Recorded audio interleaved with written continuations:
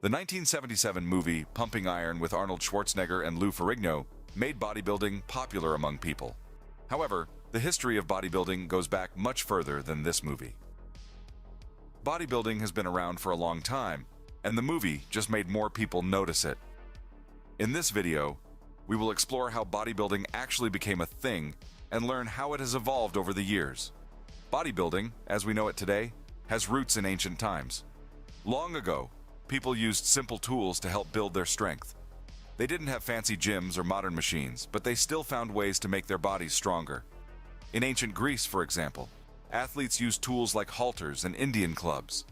Halters were similar to dumbbells, and Indian clubs were like heavy clubs, with a handle that people could swing and lift. These tools helped athletes build their muscles and improve their strength. Ancient Greeks also had a good understanding of how muscles worked.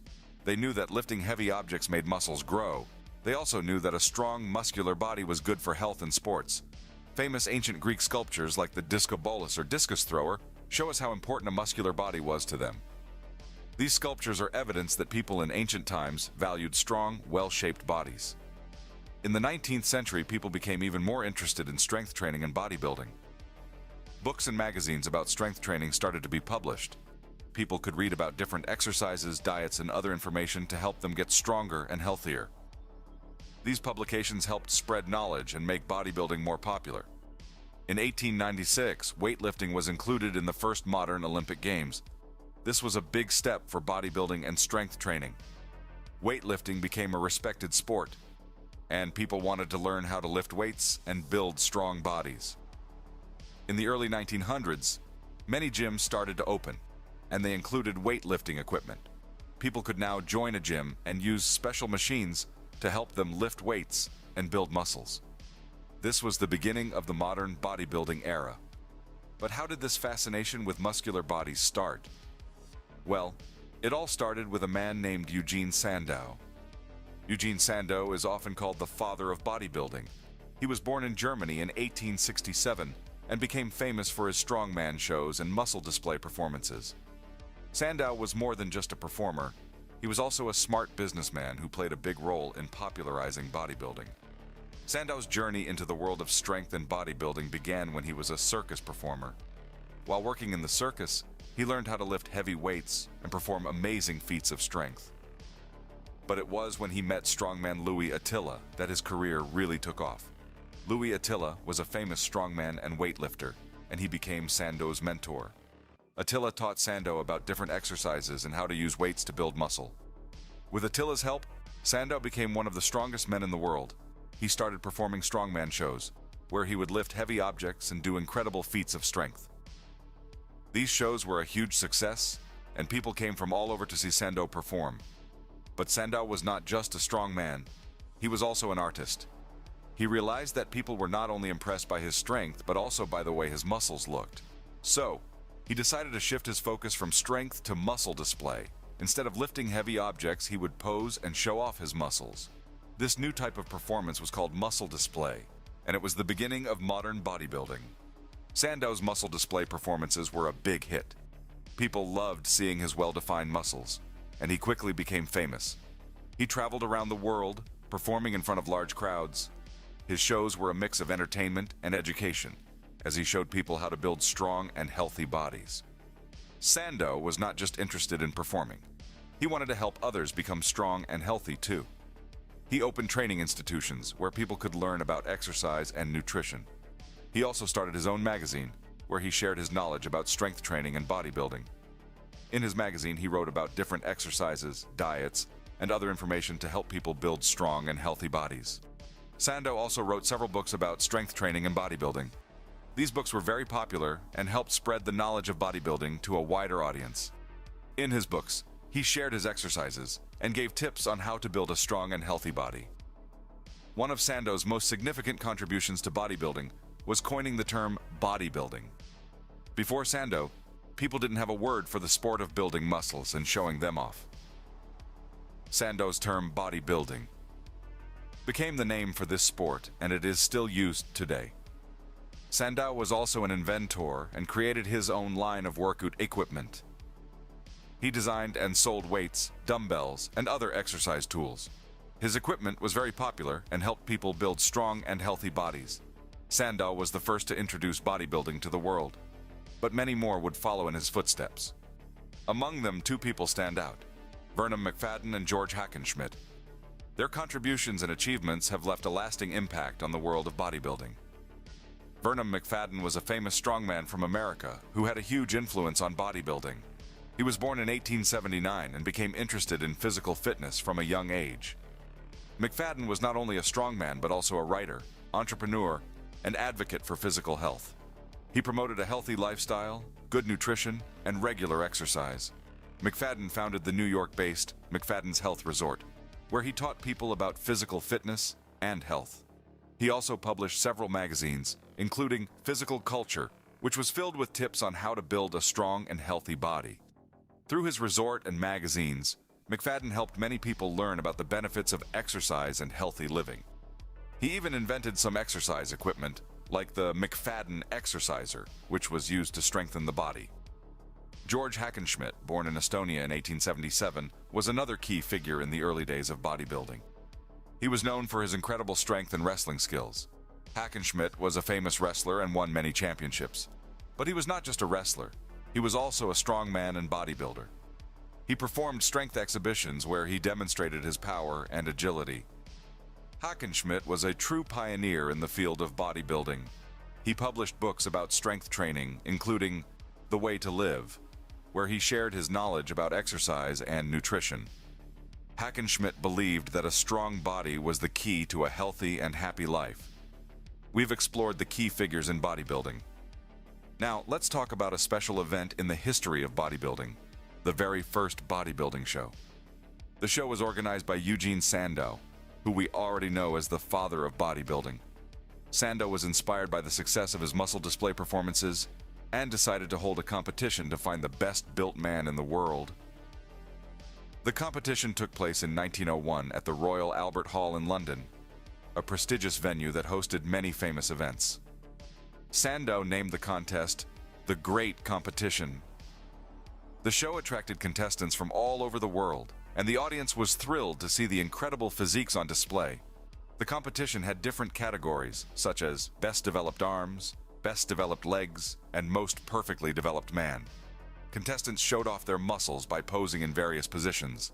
A panel of judges, including Sandow himself, evaluated the competitors based on their muscular development, symmetry, and overall appearance. The winner of the contest was William Murray, a British athlete who had an impressive physique. He won the title of Most Perfectly Developed Man and received a special trophy, a bronze statue of Sandow. The competition was a huge success, and it paved the way for future bodybuilding contests. The fascination for bodybuilding grew in the 90s. In the 1930s and 40s, bodybuilding became more and more popular. People began to see the benefits of working out and building strong muscles. At this time, we also saw the rise of female bodybuilders. One of the first famous female bodybuilders was Abby Stockton. Abby Stockton was a strong woman who loved to lift weights. She became very popular in the 1940s for her strong body and her performances. She also encouraged other women to start lifting weights and get strong. Stockton showed that women could be strong and muscular too. She paved the way for many other female bodybuilders.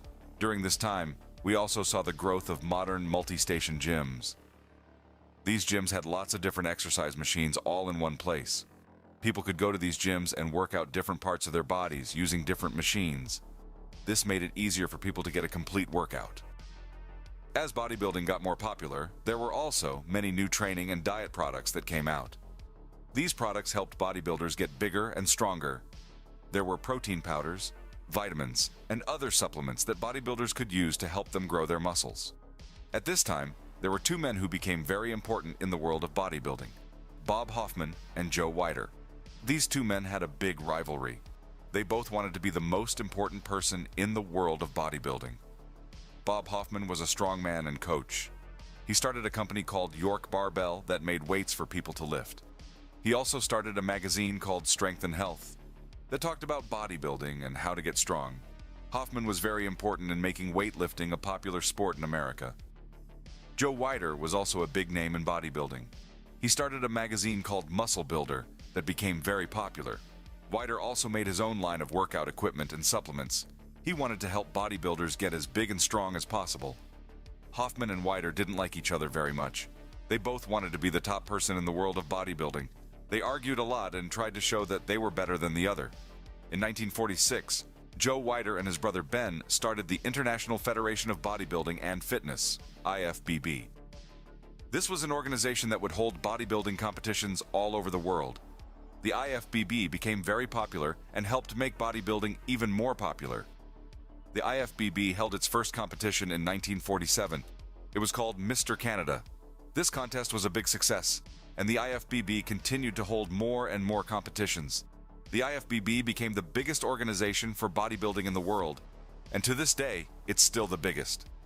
Now let's explore the golden age of bodybuilding. This period started around the 1960s and lasted until the late 1970s. During this time, bodybuilding competitions became bigger and more exciting. This is probably the era that is most known for many people, and it gave rise to the most famous bodybuilder of all time, Arnold. One of the big things that happened during the golden age of bodybuilding was the start of new competitions. In 1939, the first Mr. America competition was held. This was a contest where men showed off their muscles and tried to win the title of Mr. America. Then, in 1948, the first Mr. Universe competition was held. This was like the Mr. America competition, but it was open to people from all over the world.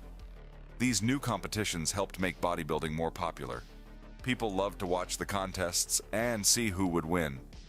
The bodybuilders in these competitions were very strong and had big muscles. They became famous, and many people wanted to be like them. At this time, there was also a big rivalry between two groups that organized bodybuilding competitions. These groups were the International Federation of Bodybuilding and Fitness and the AAU Amateur Athletic Union. The IFBB and the AAU both wanted to be the most important group in bodybuilding. They competed with each other to have the best competitions and the best bodybuilders. In 1965, the IFBB started a new competition called Mr. Olympia. This was a very big and important contest. The winner of Mr. Olympia was considered the best bodybuilder in the world. The first Mr. Olympia contest was won by Larry Scott. After that, many other famous bodybuilders won the contest, like Arnold Schwarzenegger and Sergio Oliva. The world of bodybuilding has changed a lot in the modern era. One of the most famous events in bodybuilding, the Mr. Olympia competition, has grown much bigger. More people are competing in this event, making it more challenging to win. In the 1990s, a new type of bodybuilder emerged, called mass monster bodybuilders. They were known for being much bigger and more muscular than previous bodybuilders. Two famous mass monster bodybuilders were Jay Cutler and Ronnie Coleman. They both wanted to be the best, and they competed against each other many times. Their rivalry was very exciting for bodybuilding fans. Bodybuilding has also become more inclusive. In the past, there was only one type of bodybuilding class. Now, there are many different classes for people with different body types and goals. Some classes are for very muscular people, like the mass monsters. Other classes are for people who are smaller but still aesthetic. There are even classes for women and older people. This means more people can participate in bodybuilding competitions. The more people that can participate, the bigger bodybuilding will become. We've explored the history of bodybuilding and how it actually became a thing. We think that the interest in bodybuilding will continue to grow, as humans will always be interested in health and fitness. What are your thoughts? If you liked the video, please subscribe to our channel, Legendary Bodybuilders. Until next time.